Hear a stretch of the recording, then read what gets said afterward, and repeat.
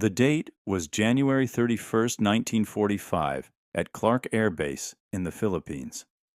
Major Frank T. McCoy, commander of the Technical Air Intelligence Unit Southwest Pacific, approached an intact Mitsubishi G-4M Betty bomber, tail number 763-12. This was no salvaged wreckage. It was a complete operational bomber, abandoned during the American advance. Its distinctive cylindrical shape, which earned it the Allied nickname Flying Cigar, gleamed in the tropical sun. It measured nearly 20 meters long, with wings spanning 25 meters, and appeared completely undamaged. But what McCoy found inside the wings, accessed through the inspection panels, would completely change American understanding of Japanese aviation doctrine. The fuel tanks were utterly unprotected. There was no self-sealing rubber compound, no armor plating, no fire suppression systems, and no protective coatings of any kind. Just a thin aluminum skin, about 2 millimeters thick, separated thousands of liters of high-octane fuel from enemy fire. To Western military analysts, this was alien. American bombers, like the B-17 Flying Fortress and the B-24 Liberator, universally incorporated self-sealing fuel tanks, which used layered rubber that swelled upon contact with fuel to seal bullet holes. This technology added substantial weight, but it was considered essential and non-negotiable for crew survival. Yet, here was Japan's primary land-based bomber produced in thousands, operating across the entire Pacific with fuel tanks that offered zero protection. This radical design choice was the secret to the Betty's initial, devastating success. The journey to this revelation had begun 4 years earlier, on December 8, 1941, the day after Pearl Harbor. 82. G-4M. Betty bombers, flying from Formosa, attacked Clark Field itself, achieving complete tactical surprise. They flew beyond the reach of anti-aircraft guns and destroyed nearly all American aircraft on the ground in a devastating 45-minute attack. The bombers, which had struck from bases 460 miles away, departed untouched, demonstrating an exceptional range no American bomber could match at that stage of the war.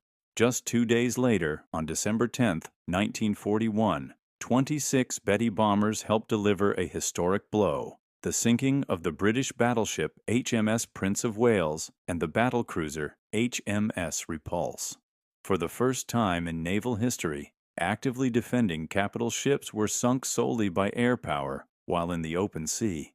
The Betty's range allowed it to operate from land bases to support naval operations across the vast Pacific.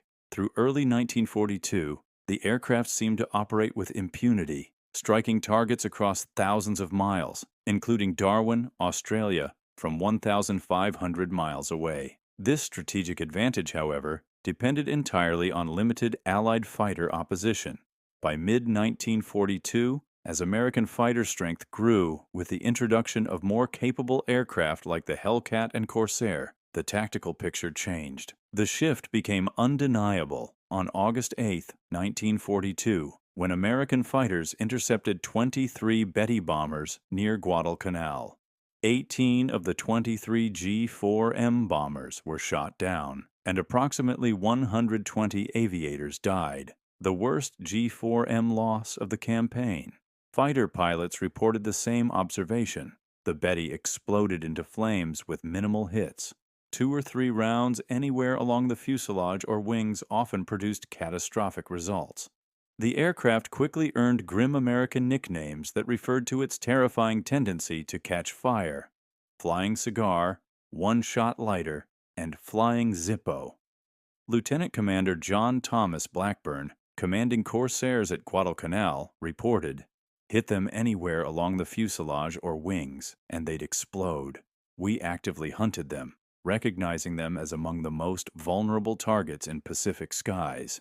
The detailed analysis of the captured Betty at Clark Field in 1945 explained this terrifying vulnerability. The G-4M Model 1 specifications showed an aircraft ruthlessly optimized for range and speed. It was remarkably light for its size, with an empty weight of 6,741 kilograms, compared to the American B-25 Mitchell's 9,100 kilograms. The weight saved by eliminating the protection systems, the self-sealing tanks, armor plating, and fire suppression equipment exceeded 500 kilograms per aircraft.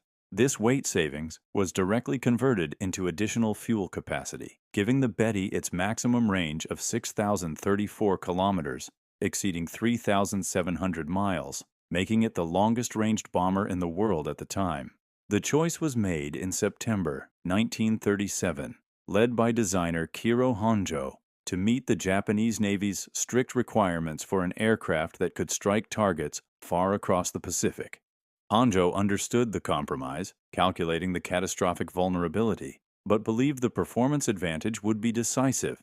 The core of the problem was the design philosophy itself. Protection would be sacrificed for performance.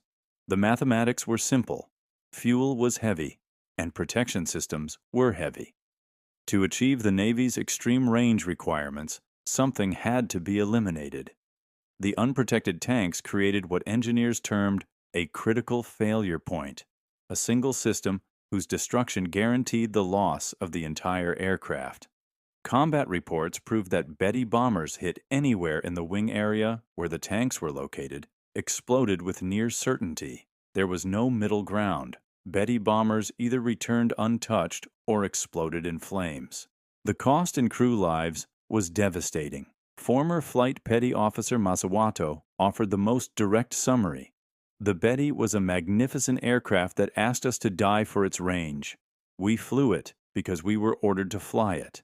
We died in it because that was what it was designed to make us do.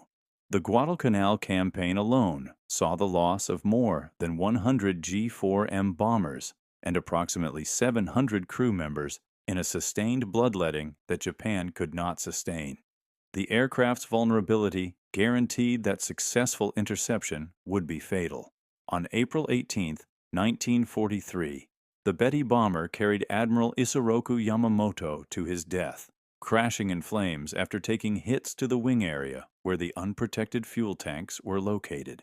On March 21, 1945, a formation of 18 Betty bombers carrying the piloted suicide rocket bombs known as Oka was completely destroyed before they could reach release range. Not a single Betty survived. The Betty's extraordinary range became irrelevant when the aircraft could not survive the final miles to the target. Its legacy is a stark demonstration of a military culture that prioritized mission accomplishment over crew survival. As American engineers realized, the Betty was not poorly designed. It was brilliantly designed to achieve specific goals, and those goals simply did not include bringing Japanese crews home alive.